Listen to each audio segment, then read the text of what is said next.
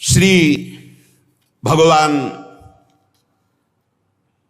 इंद्रियों को स्वतंत्र छोड़ने पे नहीं मिलते। याद रखो, संत संग से इंद्रियां संयम में होती हैं, संत संग से इंद्रियों की शांति बढ़ती है, सुख प्रत्यक्ष दर्शने लगता है, कल्पना का नहीं। इसलिए संत संग का पहला सोपान, चाहे गृहस्थ हो चाहे विरक्त हो, ध्यान देकर सुनो। ये आज जो सर्वनाश किया जा रहा है ब्रह्मचर्य का, इसी से संत लाभ नहीं मिल पाएगा। चाहे गृहस्थ हो, संतानोत्पत्ति के लिए धर्म पूर्वक अपनी पत्नी से सहवास करने की शास्त्र आज्ञा करता है। ब्रह्मचर्य सेवन से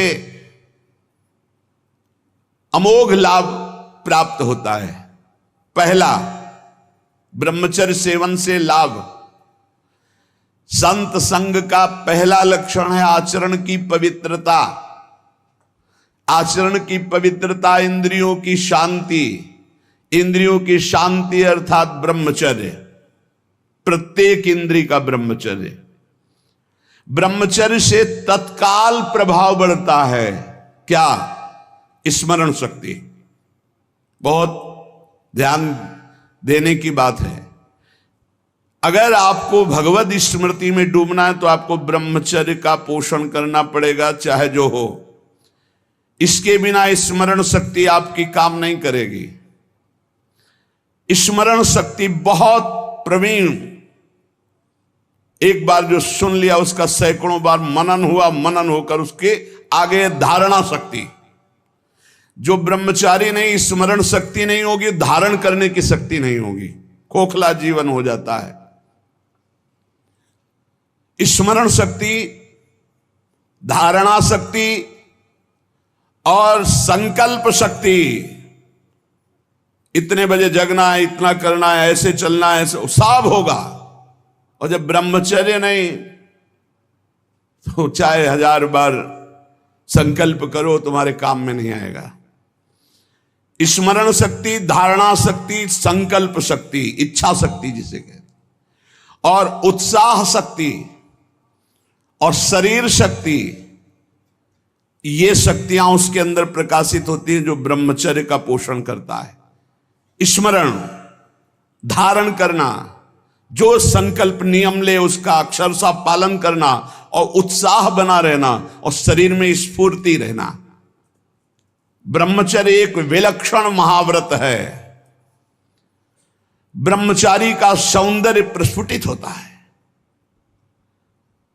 एक नूर उसके चेहरे पे झलकता है जो ब्रह्मचर्य को धारण करता है। एक नवीन आकर्षण, बालवत चेहरा, एक आकर्षण होता है, भागवती। और जिसका ब्रह्मचर्य पुष्ट होने लगता है, उसके शरीर से सुगंध आने लगती है। सुगंध, जो भोगी पुरुष होता पास से निकल जाए तो दुर्गंध निकलेगी, और जो ब्रह्मचारी होगा तो उसके शरीर में सौरभ होगी। ब्रह्मचारी का एक एक रोम तेज से युक्त होने लगता है। चेहरे पर हर समय प्रफुल्लता, मुस्कान, उसका हृदय नंदन वन हो जाता है, आनंदवन। बिना किसी कारण की प्रसन्नता बनी रहती है। शरीर अगर किसी असाध्य रोग से युक्त है तो भी उसके विचार कभी रोगी नहीं हो सकते, विचार स्वस्थ रहता है। और जो ब्रह्मचर्य नष्ट करता है, स्मरण शक्ति नष्ट, धारणा शक्ति नष्ट, इच्छा शक्ति नष्ट, उत्साह नष्ट, शरीर शक्ति नष्ट, सिकुड़ा हुआ मुंह, खिन्न मुंह, देखने से ही लगेगा पता नहीं कितना बोझा लादे हुए बैठा है दिमाग में। पथ्यास्यायी व्यायामी स्त्रीस्तु जितात्मा नरो न रोगी स्यात्। रोगी कौन नहीं है? बोले जो सदैव पथ्य का भोजन करता है और मित भोजन, हित और मित, शरीर के अनुकूल, साधना के अनुकूल, और थोड़ा भोजन करता है, पथ्यास्यायी। दूसरा व्यायामी, रोज सत्संग में घुमा घुमा करके, चाहे आप 15-20 मिनट ही करें, व्यायाम करें।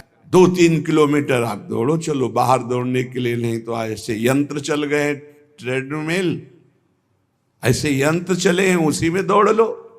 नहीं ट्रेडमिल तो दौड़ लगाओ। शरीर को एक बार पसीना पसीना करो, थोड़ी सी बैठक, थोड़ी सी डर, थोड़ा व्यायाम करो। ये साधना के लिए, भगवत प्राप्ति के लिए कह रहे हैं, कोई कुश्ती लड़ने के लिए नहीं कह रहे। ये जरूरी है। पथ्यास्यायी, पथ्य का भोजन, मित भोजन करने वाला, और व्यायामी।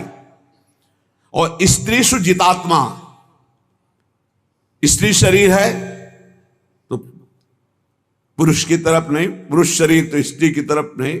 जितात्मा, आकर्षित ना होना। नरो न रोगी स्यात्, उसे रोगी नहीं कहते, भले वह साध्य रोग से ग्रसित हो। और अगर ये नहीं है तो वो रोगी ही है।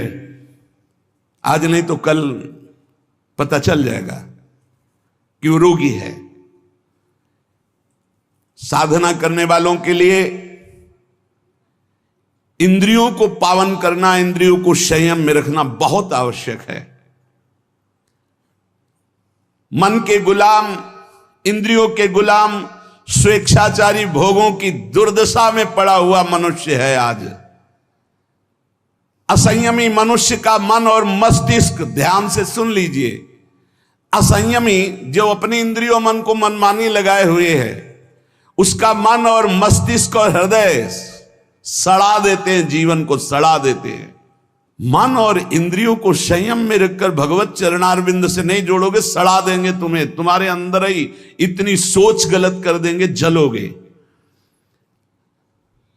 जो ब्रह्मचर्यहीन है, मनमानी आचरण करता है, ध्यान से सुनो। पहला लक्षण अशांत, दूसरा कहीं मन न लगना, अस्थिर चित्त, तीसरा अस्वस्थ, चौथा मलिन स्वभाव, हीन स्वभाव। किसी भी कार्य को कह दो सबसे पहले ना, उत्साहहीन, हर कार्य के लिए बोझा मानना, ना कर देना, सदा के लिए भय का डेरा पड़ जाना अंदर। ये देखो शास्त्र है, ये महापुरुषों के द्वारा लिखा हुआ, जिन्होंने अनुभव किया सबके मनों में अपने मन को मिलाकर। इंद्रियों का जो असंयम है वो हर तरह से मनुष्य को नष्ट कर देता है।